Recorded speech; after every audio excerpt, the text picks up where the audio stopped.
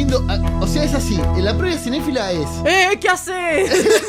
En la previa cinéfila es Pablo Zapere, o sea, uno de los responsables de haber descubierto gente como Demián Rugna, que hoy recién lo nombramos y que ahora está con Guillermo del Toro ahí preparando. No. Hacete La responsable. madre de Rugna la descubrió. Pero usted tuvo mucho que ver. mucho que ver. ¿Alguna vez? Se hace el Soy humilde. un personaje secundario. No, bueno, no importa. Tenemos a Pablo Zapere que está acá en la mesa, se queda con nosotros. Se va Nicanor Loretti, entra Matías Horta. Tenemos el mejor equipo de los últimos 50 años. Este sí, Este sí. ¿Cómo le va, don Matías? Bien, muy bien, por suerte, por fin llegué. No te preocupes que acá tenemos a la mejor producción del mundo. Yo veía que estaba Carla y Matías moviendo todo Carlos. para acomodar y llegamos perfecto. Mati había venido ya a la previa cinéfila para contar sobre otro libro que había escrito, porque es un señor que escribe mucho. Que escribe mucho. Y vende mucho, porque si se ha vendido un libro en el Buenos Aires Rojo Sangre, es los libros del señor. Está muy bien, me gusta que tengas ahí la data. Sí, sí. Y que aparte descubrimos que por esas cosas de la buena suerte se cumplieron 10 años de Hacerla Llena. Así es. Sí. Entonces justo... ¡Qué rápido! Justo 10 años. Justo caes en un muy buen momento para venir a hablar a la previa cinéfila. ¿Cómo estás, Mati? Bien, muy bien, la verdad, muy contento. Bien, ya bajaste de la locura de tener que escaparte del subte y todo eso. ¿O todavía estás? Sí, ahí estuve encerrado, por suerte no toda la noche. ¿Sí? Okay, muy bien. Muy bien. El señor Mati Horta, bueno, es uno de los grandes escritores de género de este país. Junto con Gabriel Patrono es uno de los hombres más buenos del mundo, ya es de ese club. Qué grande Gaby. Y estoy muy contento porque él viene a contar sobre Cuerpo Fuera de Control, su nuevo libro, que es sobre David Cronenberg. Vos habías hecho uno sobre Carpenter. Sí. Y yo justo al principio del programa decía que es un director del que he visto cosas, pero no conozco tanto. Así que me parece un gran momento como para poder hablar un poco. ¿Cómo surgió la idea del libro? Surgió hace 5 años, más de 5 años, en realidad a principios de 2014. Yo había publicado el libro anterior con la editorial Cuarto Menguante. ¿Hace cuánto del primer libro? Salió publicado en el 2012, el de ese sobre Carpenter, ya pasó un lustro. Y bueno, la editorial viene publicando libros ahí sobre distintos autores también, sobre directores. Y bueno, había un plan de un libro sobre Cronenberg. Yo me enteré y le dije al editor, quiero hacerlo yo. Ellos lo tenían ya. Sí. O sea, como en sus planes y vos te adjudicaste la ejecución. Claro, sí, quería hacerlo. También Cronenberg como Carpenter es un ídolo de la infancia, un ídolo de siempre. Así que sí tenía ganas de sumergirme en esa aventura, en esa psiquis. Así que ahí arrancó todo a principios de ese año. Y demoró unos cuantos años. Me acuerdo que cuando vos viniste a hablar sobre Carpenter, que en realidad era una excusa porque era Halloween, se había estrenado Halloween la nueva. Es verdad. Y usamos eso como excusa. Y contaste como que estaba cerrando una entrevista, estaba cerrando un prólogo y era todo este bebé así que salió ahora. Menos mal que nosotros cuidamos las dos vidas, entonces permitimos que nazcan estos libros y no los matamos a Claro. Estamos en veda, te recuerdo. Judía abortista. Pero bueno, entonces, sale esta posibilidad. ¿Con qué arrancaste? ¿Cuál fue el inicio de ese bellocinio que te llevó al libro? ¿Qué es lo primero que escribí, decís? Sí, o qué fue lo primero que pensaste, porque digo, cuando uno arranca con un libro sobre la historia de un director, vos podés agarrar cualquier vertiente que se te ocurra. En realidad el primer paso fue como realmente mágico, porque antes de ponerme a escribir de lleno, volvimos otra vez al 2014. En mayo de ese año es el Festival de Cannes. Yo tuve la posibilidad de viajar hasta allá. Realmente fue increíble. Y ahí Cronenberg presentaba lo que es hasta ahora su última película, que es Polvo de Estrellas, Maps to the Stars. Mi idea era desde el vamos contactarme con él, llegar a él de alguna manera. Tal cual, de hecho en la carta ahí que mandé para solicitar ese apoyo y demás, ahí ponía, estoy con un libro sobre Cronenberg. Así que, el asunto es que, hice un montón de peripecias, me comuniqué con un montón de gente a ver qué se podía hacer, a ver cómo podía acercarme a él. No sé, no hubo una respuesta, pero sí hice una conferencia de prensa, como se hacen conferencias de todas las películas de la competencia oficial, y ahí pude meter una pregunta. Okay. Y antes de preguntarle incluso le dije, estoy escribiendo un libro sobre David Cronenberg. O sea, lo dije ahí en la cara al tipo. Y ahí también de paso le hice la pregunta y como la respuesta tiene que ver con el eje del libro, que es el cuerpo. De ahí que la palabra cuerpos ahí aparezca desde el título. Pude incluirla también en la introducción. Así que fue espectacular. Y ya tenerlo cara a cara al tipo fue una cosa loquísima y fue muy, muy especial, por supuesto. ¿Y cuál fue la entrevista de las que conseguiste que más te gustó o la fuente que más disfrutaste para llevar a cabo el libro? Sí, por suerte pude comunicarme con varios de quienes trabajan o trabajaron con Cronenberg en sus películas, tanto detrás como delante de cámara. Bueno, los nombres son los directores de fotografía Mark Irwin y Peter Sushinsky. Bueno, también pude contactar a Stephen Lack, que es el Cameron Bale de Scanners, el protagonista, ¿no? de la historia. También Don McKellar, que estuvo en Mar del Plata el año pasado, así medio así de incógnito. Claro. Tal cual, estaba como de incógnito el tipo, pero yo sabía quién era, lo estaba esperando y bueno, por suerte, macanudos. Muy buena onda a todos, en realidad. Muy buena predisposición todos, muy simpáticos. Bueno, el caso de Sushinsky, algo de castellano hablaba porque el tipo me contó que de chico, cuando empezó a trabajar en documentales, se vivió un tiempito acá, en Argentina. Mira, son todos Viggo Mortensen ahora de repente. Está de moda, seamos todos argentinos de repente. Así que, no, pero muy buena onda a todos. Mark Irwin también.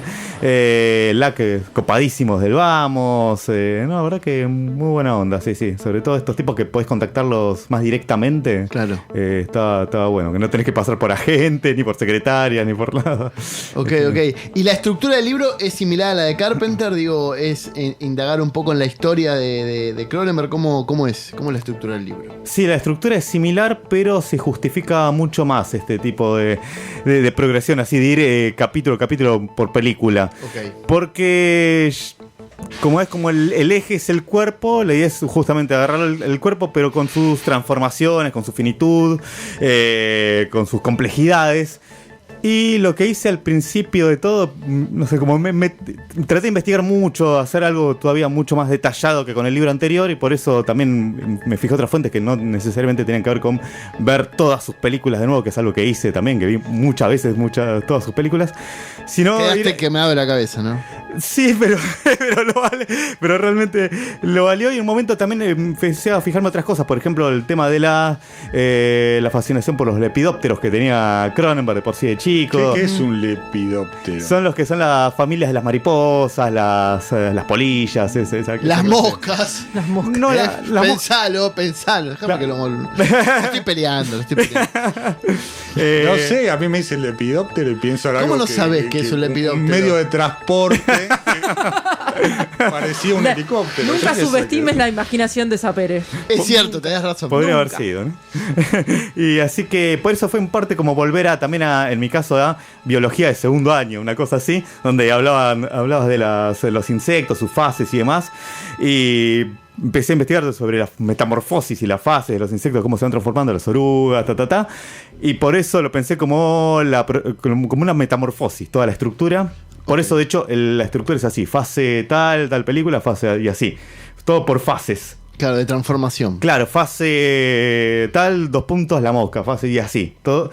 Y así como que hay una progresión, porque la idea era contar, bueno, cómo el tipo, qué es lo que pasa, cómo van mutando los cuerpos, ¿no? En los personajes de cada una de sus películas, cómo van cambiando y cómo cambia el mundo, su percepción del mundo y cómo cambia su interacción con el resto de las personas. Y después también en paralelo ir contando la progresión de él como cineasta, como artista, trabajando ahí en la industria de manera experimental al comienzo, haciendo algunos cortitos, después algunos medios que consiguió haciendo con subsidios, que iba rascando de algún lado, después películas de industria de Canadá, cuando empezó, eso también lo cuento en el libro, cómo empezó a desarrollarse una industria de cine en Canadá que tuvo su apogeo entre fines de los 70 y principios de los 80, que fue el Tax Shelter. Ahí eso es lo que posibilitó que se generara una industria, que se formaron un montón de profesionales. Y la idea es eso, es como contar cómo se fue desarrollando también la carrera del tipo, ahí cómo fue mutando y cómo fue después haciendo películas con dinero de los grandes estudios, pero al mismo tiempo manteniendo su esencia. Y eso es lo que quería contar también, porque al fin y al cabo siempre lo pensaba él a Cronenberg como el Seth Brundle de La Mosca. Porque recordemos que a lo último de la película es un revoltijo de cosas, ¿no? Biológicas y mecánicas, porque se funciona también con una de las máquinas. Claro, uno de los telepods. Pero al mismo tiempo sigue estando él, porque viste cuando ella tiene el arma, él le agarra el caño, se lo lleva a la cabeza. Claro, de alguna manera sigue estando él. O sea que Cronenberg también es una mezcolanza de cosas, una mutación tras mutación, pero sigue siendo fiel a su esencia. Y eso es algo que quería también destacar en el libro. ¿Y a vos te parece, para ese lado iba la pregunta, que por ser tan así, hoy no está haciendo tantas cosas y por eso no es tan conocido por la gran cantidad de gente que hoy consume cine? Porque digo, ahí nosotros lo ensalzamos por lo que fue antes. Claro. Hay poca gente que por ahí sabe. Estaba pensando eso, que en realidad es casi paralelo a Carpenter, digamos. Claro. Y Carpenter, por alguna razón, ya sea Halloween o lo que sea, tiene como una pregnancia más fuerte en las generaciones nuevas. Aparte Halloween está la nueva, todo. Por eso digo. Va por no lo sé. Lo podemos charlar después. Digo, no sé si agarrás a un pibe de 20 años y vos le decís Halloween, pero no sé si piensa en la de Carpenter. No, pero tiene. Piensa en otra de Halloween, digamos. Mira, igual justo sabe lo que es. Justo sabe la figura, digamos. Justo. Pero no está Scanners 8. Si tuviera Scanners 8, yo qué sé. Claro. Justo hoy le decía acá a la señorita que Jorge Pinarello, te lo resumo así nomás, hizo un video esta semana con 3 películas de terror de los 80s. Una era La Mosca, otra era La Cosa. Y Resplandor. La Cosa de Carpenter. Excelente. Entonces, para esa generación va a ser descubrir a estos directores que digo, son excelentes, que nosotros nos volaban la cabeza en el VHS y que para ellos va a ser todo nuevo. Pero bueno, volviendo a la pregunta, ¿vos te parece que él es tan personal y tan revolucionario que por eso no está tan pregnado a la industria hoy? Puede ser, es un tipo que siempre se las ingenió para hacer la suya. Bueno, Carpenter lo mismo también, pero por ahí... Carpenter está lleno de plata. Claro. Que lo dicen todos los directores amigos. Dice, totalmente. Él no hace nada por menos de $100,000 porque la tiene toda. Entonces se va a tocar su música y de vez en cuando va a un festival de cine a tocar música. Fíjate, la tiene de 80 metros larga más o menos, hace lo que quiere. Yo con Cronenberg no lo veo tanto eso. Tiene otro perfil, pasa que sí, siempre se desarreglaron para ser fieles a sí mismo.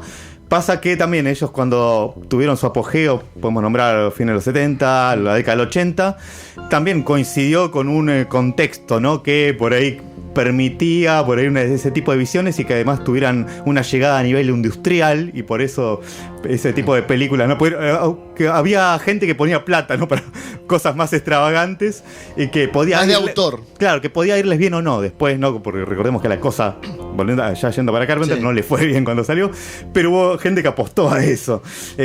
Ahora no se podría hacer. Claro. Pero son Cronenberg y Carpenter son tipos que sí, a pesar de que ahora no tienen por ahí la vigencia de ese tiempo, siempre se las encontraron para seguir andando. Bueno, en el caso de Cronenberg, él siguió haciendo películas por ahí con actores incluso estelares, bueno, con una historia violenta. Esa es la que, Mortensen. Claro, esa es la que de alguna manera lo volvió a levantar, porque en un momento parecía que se iba a quedar como más director de nicho. Había hecho de ahí iba el chiste de que me peleé en bolas con cuchillos con el pero esa película no queda un poco lejos de los 80, digamos. ¿Dónde está el tema de los cuerpos? Ahí pregunto. Sí, está. ¿Está? Sí, eso me preocupé de que fuera. De hecho, por eso me di cuenta de que el eje seguía siendo siempre el cuerpo, porque es algo que me preocupé mucho por esa cuestión. El Cronenberg, el que denominaba el Cronenberg de antes, el Cronenberg de ahora, Pero sí, el eje siempre sigue siendo el cuerpo. Voy a tener que conseguir el libro. Sí, de hecho, como es una historia violenta, tiene, más allá de que analizándola así descubrimos de que el eje es el cuerpo y demás, tiene links poderosos con otras películas. De hecho, me encargué siempre de que todas las películas traten de dialogar entre sí, sobre todo las de más acá dialoguen con las de más atrás. A ver, es un tipo que él no dice ser quien es y que su cuerpo habita a otra persona. Entonces digo, ahí ya tenés para salir. Totalmente. Sí. Y además hay links directos, por ejemplo, a La Zona Muerta, que hay más o menos una idea parecida, ¿no? Hay un concepto similar. Y después a Scanners también. De hecho, el final es casi como el de Scanners. Hay un duelo entre hermanos. Y al final queda uno y no sabemos cuál es exactamente su identidad. Así. Que nos quedamos con la imagen Bueno, de Superman. basta de spoilers. Bueno, pero es una película hace un montón. Bueno, está bien. Es una Así película que- hace un montón. pero me preocupé por esa cuestión, así de el de antes, el de ahora, si es el mismo, y sí, es el eje siempre sigue siendo el mismo. De hecho, volviendo a lo de Cannes, lo que yo le pregunté en ese momento era, justamente teniendo en cuenta estas cuestiones, ¿cómo hacía para reinventarse? Y el tipo me dijo, no, yo no siento que me estoy reinventando, yo siempre estoy hablando del ser humano, de la condición humana. Así que básicamente. Bueno. Te la dejó así como muy en bandeja también para el libro. la Totalmente. respuesta. Y si tuvieses que elegir una película de Cronenberg, ¿cuál es tu preferida y por qué?